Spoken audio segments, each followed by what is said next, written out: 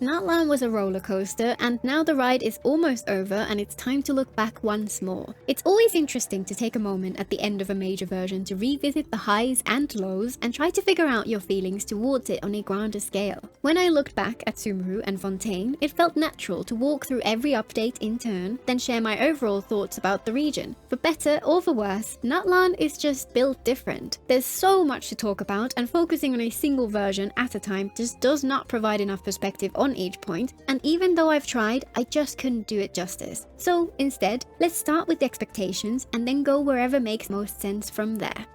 Before we get into it, I have one important point to emphasize. A small minority get offended when anyone says anything negative about Natlan because they enjoyed it and feel that any criticism essentially means this is stupid, anyone who likes it is stupid, and it should not exist. That's not what I'm aiming for here. It's a fact that some people loved Natlan, and there's nothing wrong with that perspective. It's also undeniable that others were disappointed with it, or at least some parts of it. Personally, instead of devolving into a tribalistic fight about which perspective is right, I find it fascinating to explore why people feel the way they do about things. I'm not here to say that anyone who felt a different way is wrong, or to try and convince them that I'm right. This should all go without saying, but I guess it's necessary to emphasize it every now and then. And as I've said many times before, it's awesome when someone comes into the comments and shares why their experience was the complete opposite of my own. Natlan was the nation we knew the least about. The Travail trailer was of course pretty cryptic, the Natlan section was titled Incandescent Ode of Resurrection, and the voiceover talked of rules of war, victors burning bright, losers turned to ash, and the god of war sharing a secret with the traveler. Ian's son was the featured character, a fiery kid whose bright and colourful design hinted at her cultural influences, and something about her expression looked kind of fierce. Aside from that, we had hints from item descriptions, throwaway conversations, and the manga, much of which was second-hand for many of us, very different to all the other nations. Some details which stood out were the Sea of Flames, which had recently turned into a silent plain of ashes, a phoenix worshipped as a deity, which had gone missing, a disaster called the Black Tide, and a historic hero known for recruiting allies from 6 major tribes. We also knew that the region was known for its hot springs and volcanoes, and that Bennett had been found in a desolate place called the Mare Jivari. At the end of the Fontaine conquest, Neuvillette mentioned that Natlan is the nation of dragons, and they evolved to live alongside humankind. Meanwhile, Liben simply told us that he didn't want to go to Natlan, and that in his time there he had fallen into a hole. That really was very little to go off. Mystery always leads to speculation, and the rich and varied cultures Natlan was intended to take inspiration from could make it something special. Many heard ideas like Nation of War, volcanoes with a sea of flames, and losers turned to ash, looked at the harsh and devastated landscapes of Inazuma and speculated that we might see another nation much like that, but with added volcanoes and fire.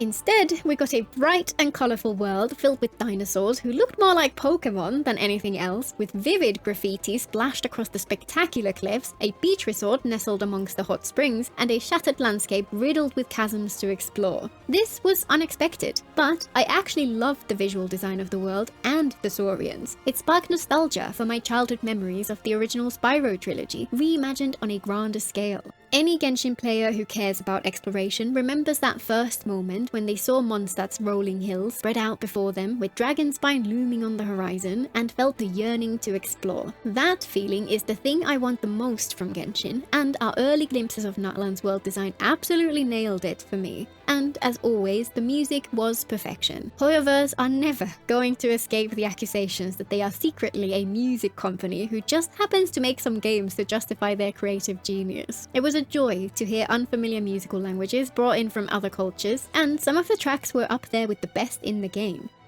While many people wished for something more akin to those early speculations, I was pretty sure that after the initial shock wore off, most would come around eventually. Maybe they would always feel a little let down that we didn't get that more serious tone for once, but often that kind of disappointment is forgotten once you get your hands on something new. There are of course some who felt it was too childish for them, but that perspective always makes me think of the C.S. Lewis quote about how, when he became a man, he put away childish things, including the fear of childishness and the desire to be very grown up. This is, after all, an anime game. You'd hope that people who are self-confident enough to appreciate that combination in spite of its undeserved reputation would be less prone to the same tendency. I can understand the disappointment that we didn't get that devastated, war-torn landscape people had dreamed of, but Natlan's beauty more than makes up for it for me, especially in the later regions. Natlan is stunning, and the ancient sacred mountain is just utterly magnificent from start to finish. All of that may come as a surprise to the people who hear me share my disappointment with how out of place Natlan's character designs felt to me, and interpret that as blind hatred for the entire region. But anyone who even half paid attention would know I never said I hated Natlan's aesthetic as a whole. And don't worry, we'll get to the exploration and the tribes themselves later on. The only region which I didn't find as exciting was actually the Summer Islands. The resort is cool, if a little anachronistic, but the landscape feels a little like a copy-paste of the earlier Natlan region, but without the spectacular views, which was jarring in comparison to the previous summer events, which had all been so much more unique. Despite it feeling a little uninspired, the aesthetics are still fine, and the actual experience of exploring it was a lot of fun. Overall, Natlan's world aesthetics were a big success for me. I've also talked about my disappointment with the Natlan Archon quests in detail elsewhere, so I'll just give a high-level overview here. After Fontaine finished on what was, for me, the best Archon quest in the game so far, I had high expectations, and for the first few acts, Natlan delivered. It still had its flaws, of course, and for those who didn't vibe with Kachina, it wasn't anywhere near as good, but since I adored her, I enjoyed the start just as much as Fontaine's opening, and while Act 3 was less engaging, at least it wasn't Meripede. Act 4 was the high point. Many felt frustrated by the slow balloon rides and wanted more consistent action, but for me, it evoked the lingering dread punctuated by brief moments of violence which people actually experience in war. I wish they had left the world in disarray afterwards, and delivered on those dreams of war-torn hellscape which we could then clear up, but the quest itself was a great experience for me. If the story had ended there, they would have come pretty close to meeting my expectations, despite the story's much more straightforward direction. Unfortunately, I disliked the interlude which followed and was then very frustrated by so many aspects of Act 5, as explored elsewhere, which unfortunately overshadows the earlier acts. A disappointing ending can sour your enjoyment of a story as a whole. Just look at the collective trauma Game of Thrones fans went through when that show dropped the ball. I still feel the opening was pretty great, and it's sad that people's experience with the final act left so many of us unhappy with it overall.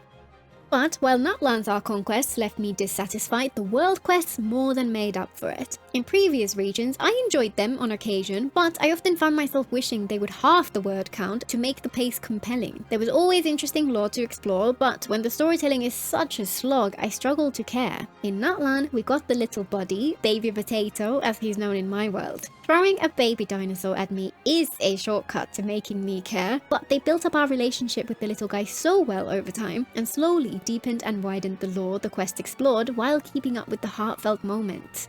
These quests were a joy to experience in so many ways. The gameplay mechanics were varied and entertaining, the writing was more streamlined, the story and setting of each section felt more epic and compelling than the last, and the final act in the depths of the volcano genuinely brought me to tears. They made me care about Natlan's history. This was a showcase of just what Genshin side stories could be when done right. And it was great to see the moment in the Archon quests when the people we met in the world quest showed up to help us on our way towards the climax.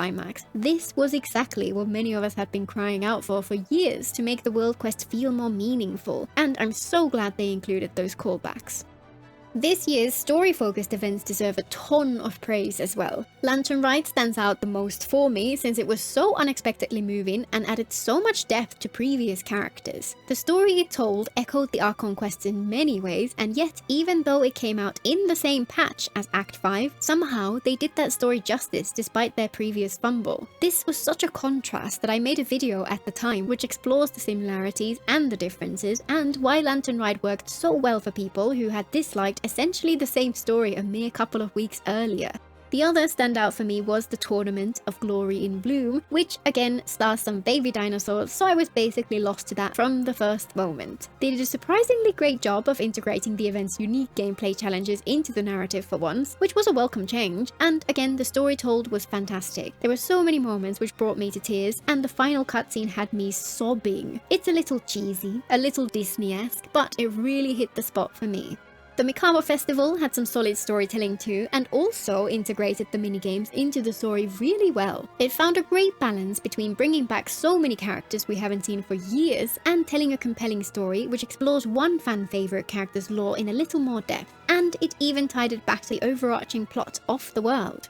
And they also added the traveler's tales. While I had always wished for characters to be present in the world outside of quests, I hoped for it to be just a normal day-to-day thing. So at first, I was a little unconvinced at this being a time-limited event. It was more fun than I expected, with many touching moments and some engaging storylines, plus some random little tidbits to round out the rest. It was a welcome change of pace and a great way to add more character moments without needing a full quest. Shenyun going on holiday to Mondstadt was particularly memorable, though Chi-Chi and Yao Yao together has to be my favourite.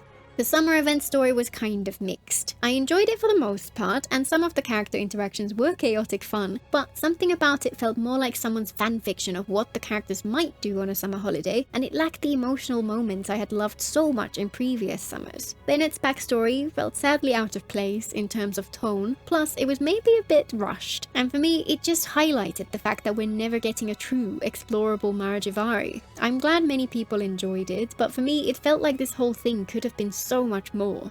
But the one event quest which I'll forever be the most disappointed with is the Sabzerus Festival, and that's entirely due to the lack of voice acting. This was before the true colours of the strike had become clear, so pretty much everyone was still supportive, but even then I found it desperately sad that my favourite character in the entire game was getting the celebration she so deserved, and my experience of it was kind of ruined by the lack of voices. The little radish deserved better. Overall, the event storytelling throughout Natlan has had a surprisingly high bar as a minimum, and while they did sometimes devolve into a bit of a yap fest at times, there were moments where they proved just how good Genshin could be if Hoyo actually did their best.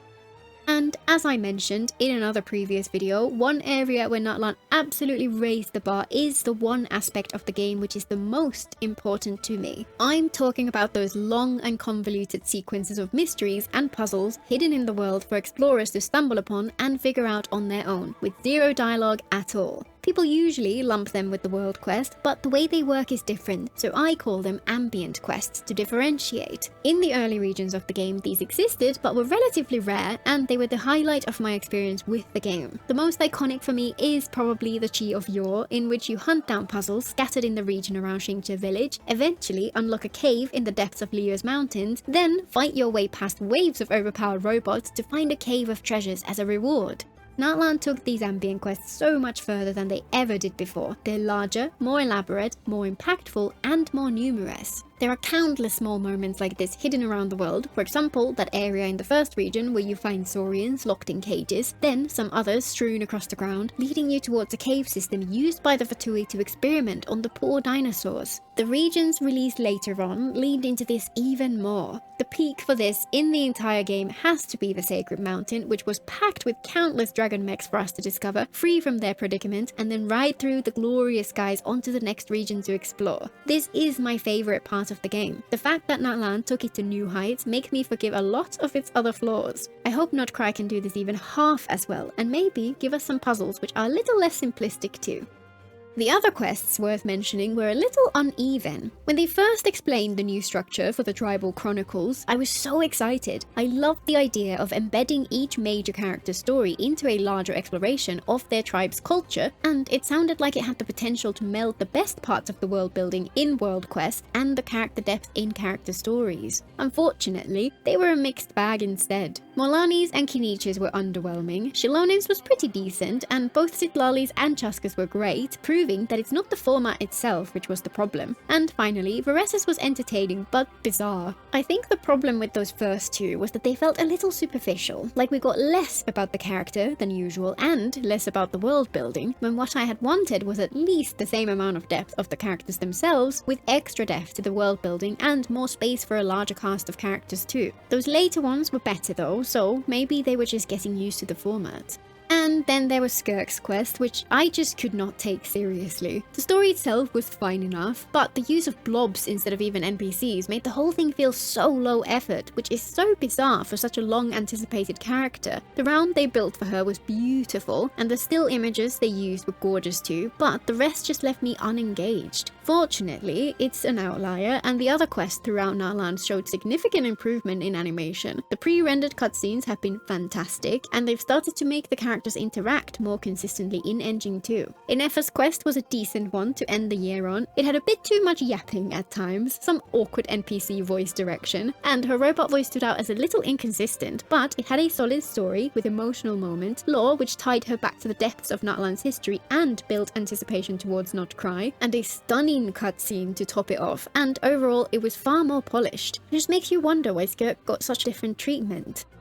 And note that I didn't mention Paralogism or Space and Time for You because I haven't played them yet. Around the release of Paralogism, we found out that the SAG-AFTRA strike was finally going to end, and some of the English voice actors said they'd be recording those past quests as soon as possible. Since that can make a huge difference to how engaging the quests are, I decided to hold off and wait to get the true experience. It's taking longer than I expected. If they don't get added in version 6, I might have to go in and do them anyway. I've heard they're good, so I'll just have to wait and see. While I love the world's aesthetics, I did have my problems with the exploration in the regions released in 5.0. The visuals and the music sparked that need to explore, but even though exploration is my favorite part of the game, every time I set out into the world, I found myself underwhelmed by the experience. The characters and the Saurians get a lot of blame for people's dissatisfaction here, but I feel like they're only part of the story. In the first Natlan regions, the distribution of points of interest was a bigger problem. The world was much more sparse with larger gaps between everything. It did feel like it was deliberately designed to be annoying to traverse just to sell the characters, but even though I have Molani, Kinij, and Shilonen on my main account, I still found these areas to be far less fun to explore than the rest of the game, and a large part of that is just the sheer amount of space you had to slog your way across to get to anything. This is the opposite of what many would expect. They think traversal freedom always equals smoother exploration and a more engaging experience. Instead, as I always find myself explaining, the abilities available to the player influence the decisions the devs make when designing the world. In this case, the balance was just a little off for my tastes. And this was even more noticeable to me because the later Natlan expansions didn't have this problem. Och Natlan was built around Chaska and the Kukusors, so it could have easily ended up being even worse than those first regions. After all, designing a world for flight is significantly more difficult, and there's so much more scope for the traversal to be frustrating if you don't have the right character. And yet, I enjoyed exploring it a ton on both of my accounts. There are loads of updrafts and vents which reduce traversal friction, but more importantly, the distribution was much more diverse. And then the Sacred Mountain was even better. Spectacular world design, comfortable distribution, and a ridiculous amount of those ambient quests hidden around every corner. This region is up there with the best of Genshin for me, and my only complaint with it was that I wanted more. Such a stark contrast to the first area of Natlan.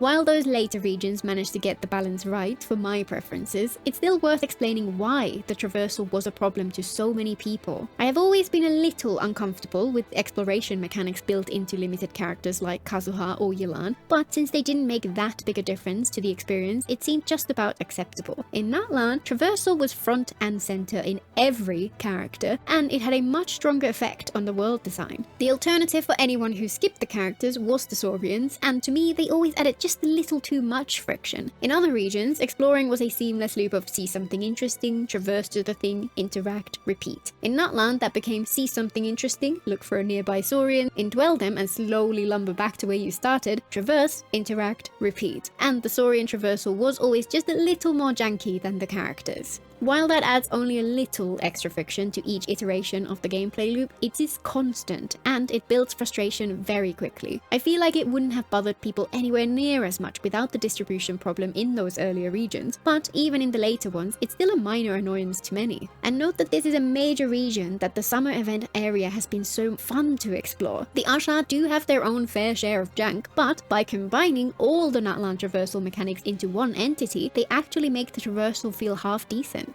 And with all that said, I'd imagine one complaint which almost everyone can agree on is that the cadence of the new map updates was a little disappointing. Since the start of version 2, they usually release new maps back to back at the start of each new region, then more of a balance for half the year, and only the later patches in the lead up to the next new version felt like lots of filler to those who are here for exploration. In Natlan, the map expansions were more spread out, and there were fewer of them. This may be because they're larger, but while I've seen some people argue Hoyo expected us to take our time and explore them at a more leisurely pace, they also introduced events which provided extra Primogems if you completed 80% of the exploration within 2 patches of each map's release. This made many people rush just a little and exacerbated this issue. The summer map being permanent does complicate things, but for me, Natlan felt like it was missing at least one exploration patch. As someone who plays for exploration first and foremost, I'll be disappointed if we don't get at least a little more next time around. While some people seem convinced that I despise the Natlan cast, I actually have mixed feelings about them. The perfect example is Veressa, who is one of the worst offenders when it comes to feeling out of place to me. I like her, she was adorable in her quest, her aesthetic is cute, and I love that she got a unique new model with extra attention to detail. The subtle but realistic jiggle to her thighs is the kind of thing which makes a huge difference subconsciously. Her playstyle is fun too, it can be a bit chaotic, but it has a freedom of movement during combat which feels fantastic. I had been unsure based on her trailer, but was happy to pull after trying her out for myself. But just because I like her doesn't mean I'm doomed to be blind to any flaws. She lacks many of the design features which make the majority of Genshin characters feel like they're from the same world, and her vibe overall feels more like a ZZZ character than a Genshin one. I saw a fan design which really emphasizes that second point. It takes the same inspiration, the colors, the same direction overall, and makes her feel less modern and much closer to her inspiration as a result. This design still lacks many of those shared design details which make the rest of Genshin feel cohesive, but it would have felt much more coherent with the design of Natlan's world and NPCs. This kind of dissonance between the design and the world has been a thing for some characters ever since the start of Genshin. Just go look at Diona for example. But in Natlan, there were only 1 or 2 whose design didn't make me feel like they were out of place. That all felt like an interesting subject to explore, so I dug into why I felt that way and explained it in depth in a recent video. If you're a Natlan fan who wants to understand why others felt differently to you, please watch it with an open mind. Overall, there's something I like about each and every Natlan character, even though there's something about each of them which feels a little off. When it comes to combat, Nightsoul is, unfortunately, one of my least favorite mechanics in the game. There's always been a slight tendency towards restriction in Genshin's combat design, for example through elemental immunity or shield strength and weaknesses. Before Natlan they were simpler, less restrictive and less impactful in combat. Fontaine's Archie is a useful contrast. It was just a little extra damage instance which Fontaine characters had in their kit which would weaken certain enemies. It didn't limit team building because all the enemies which included this weakness were just as easy to beat through the elemental system as they were through the use of Archie, even in the hardest content. It provided a new road to victory, increasing the available options. After all, how else can a cryo character so quickly break a cryo shield? Meanwhile, Nightsoul has a heavy influence on team building, and many enemies designed for this mechanic are very annoying to fight without relying on it. There are ways to get around it, but those are few and far between, and in the end, the number of possible teams you can use to beat these enemies is reduced by the existence of this mechanic. And that's all fine if you want to go around only playing with Natlan characters, or the few team compositions which can manage the more restrictive requirements to beat the enemies without Nightsoul. But that just leaves so many characters out in the cold. This game is fast approaching 100 playable characters, and personally, I get a lot of joy from experimenting with unusual combinations. This mechanic is designed to make that less viable, so I just flat out dislike it. And a smaller point along those lines, which has bothered me for a while, is that the trials for Natlan characters are so misleading. Any spot where you actually fight in the trial is either right next to an Everflame seed or has a bunch of the smaller seeds nearby, so it's hard to run out of phlogiston, a stark contrast to how things work outside of Natlan. How important this is varies wildly for each character. Shilonen is at one end of the spectrum since she feels exactly the same in combat either way. The opposite is Morlani, who I love playing whenever the phlogiston is freely flowing, but who I just flat out dislike outside of Natlan. I expected there to be a difference, but it was still shocking just how big it was, and I don't think I'd have pulled for her if her trial had given an accurate combat experience of how she feels elsewhere. And when it comes to endgame content, this year feels like a slow and steady decline. One of Genshin's positives until recently was that the ambient power creep was pretty mild. Even when there were new characters who were a direct improvement on an older one, the older character could still clear all the content with ease. It seems that this is mostly out the window now, and that's just for the Abyss. The new endgame they introduced recently leans into that even more. Many of the issues I covered in my video about the Realm of Tempered Valor event apply to the Stygian Onslaught as well. It has some really cool ideas. The rewards are valuable, it's tons of fun to mess around with teams in co-op, and it's cool to have a new way to farm some artifacts, but at higher difficulty levels it's just a pain to play and it's insanely restrictive to specific characters. That isn't to say it's impossible without the characters it's designed for, but it sure isn't as forgiving as the Abyss. Honestly, I'm just surprised that I've managed to clear Fearless both times so far. I really wish Hoyo would consider adding endgame where difficulty isn't achieved through ever-inflating HP pools and a restrictive timer. Most people want something to spend their time on which is fun and engaging, and other games have managed it before. Version 5 also introduced a ton of technical improvements and quality of life features. For example, a number of the improvements to the artifact system have made the whole experience a lot less of a hassle. Auto-lock, quick discard, stat highlight, and so on. Each makes a small difference which adds up, and salvaging in particular is something I'd wanted so badly for a long time. The big disappointment there is, of course, the loadouts feature, which really is not loadouts at all. The way they've built this feels to me like a very obvious attempt to level the playing field by making it far easier for casual players who just don't want to engage with the build system, since now with the click of a button they can get some adequate equipment for their characters. I do appreciate the built-in planner, which is surprisingly convenient when leveling up a new character, and similarly the local specialty tracker makes a bigger difference than you'd think. But it absolutely sucks that the features dedicated players want the most have been left ignored, and I cannot understand their seeming reluctance to make useful solutions for what the die-hard fans desire. At times it does seem almost like outright trolling. Emblematic of this inconsistency is the animations in the Natlan quests. For the most part, they're very obviously getting better, both in cutscenes and in engine. The pre-rendered cutscenes throughout Natlan have been absolutely incredible, and they deserve all the praise and hype they've received. The in-game animations still have a lot of room for improvement, but their effort there has been interesting to see. There are many little moments in recent quests where they've gone out of their way to add a new animation, and it really brings the characters to life. There's a long way to go before they catch up with the competition, but I'm glad to see those first steps in the right direction. Which is why, as I mentioned earlier, it was so bizarre to see them throw all that out the window in Skirk's character story quest. It was a massive disappointment, which came after they had made those steps towards better animations, and it completely threw me out of her story. Obviously, corporations will always have incentives to cut corners, but we should still demand better. Hopefully, that one quest really was just an aberration. A lot of the more abstract criticisms of Natlan seem to be a little confusing to people who loved it, so let's talk through a couple of opportunities to make it awesome, which I feel Hoyo just completely ignored. First, the tone and level of conflict. While I understand their desire to break expectations and make Natlan feel like a joyous celebration of colour and life, I wish they had tempered that with some serious tones as well. To give just one example, imagine if the border with the Abyss had been in the real world rather than a separate dimension, maybe from north to south across Natlan's western edge. The Traveller entered Natlan from the east, so at first they would encounter regions like the ones we got, populated by the bright and happy tribes of the Collective of Plenty, the Masters of the Nightwind, and the People of the Springs. Farmers, priests, guides. While they each contribute to the war effort in their own way, their distance from the front would lead them to live happy, sheltered lives without much exposure to the conflict.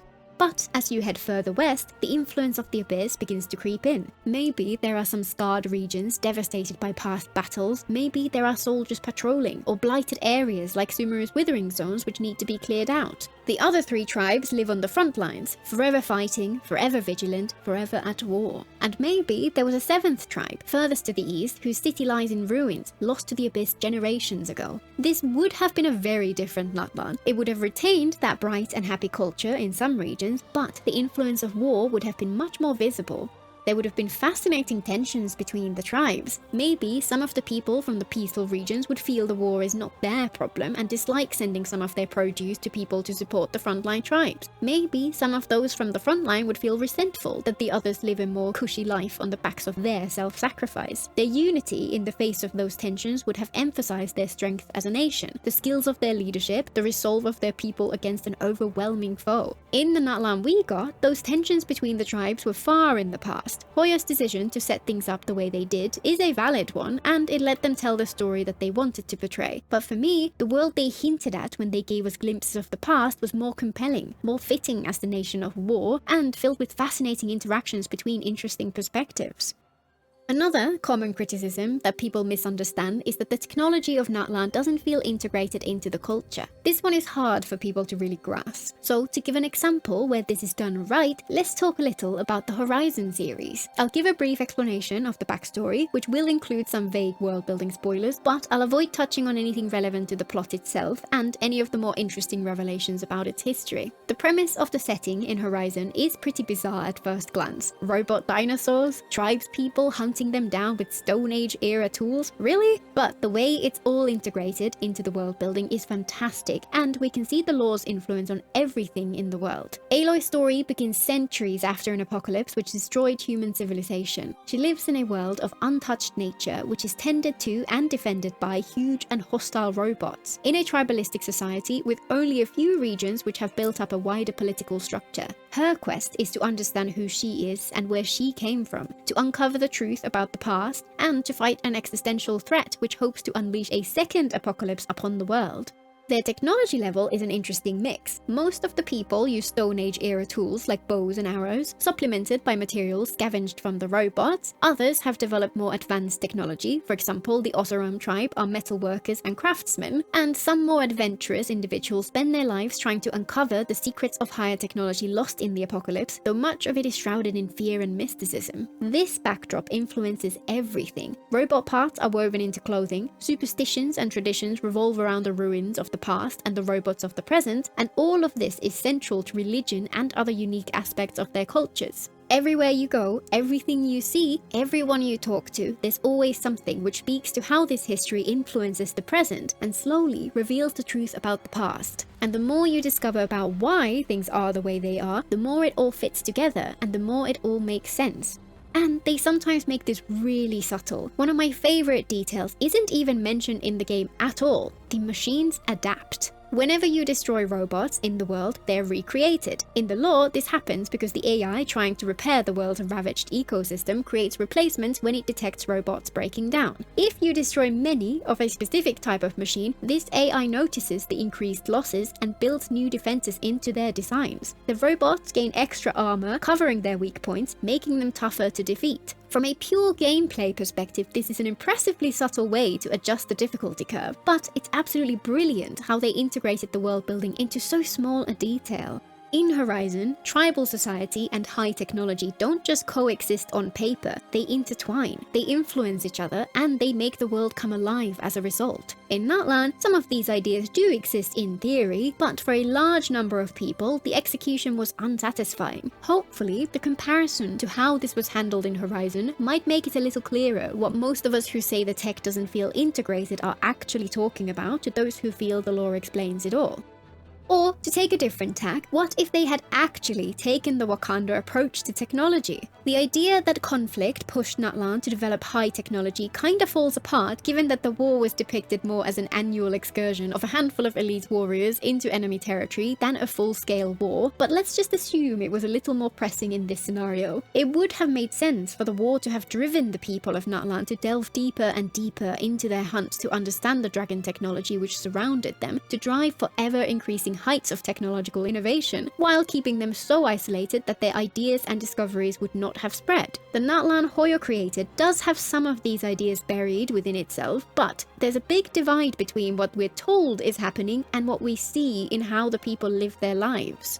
I can't help but look at the ruins in the Sacred Mountain and think about all that could have been. Imagine if the overworld had people visibly using dragon tech in much more overt ways, repairing and using the floating dragon trains for transportation, retrofitting the robot shields to use as their own protection, converting the lasers into tools or weapons, and so on. Just imagine a vibrant city thriving within the protective bubble of a shield, while the fury of the abyss rages on outside. Aesthetically, we could have had the dragon tech design motifs underneath a layer of modern flair, and that mix of old and new could have felt just as fresh and vibrant as what we actually got. And while the average Natlanian would have had technology along those lines, Shilonen's role as a technological genius with a knack for adapting and expanding on that technology in creative ways would have been much more fitting. The same technology evolved to the next level through modern innovation.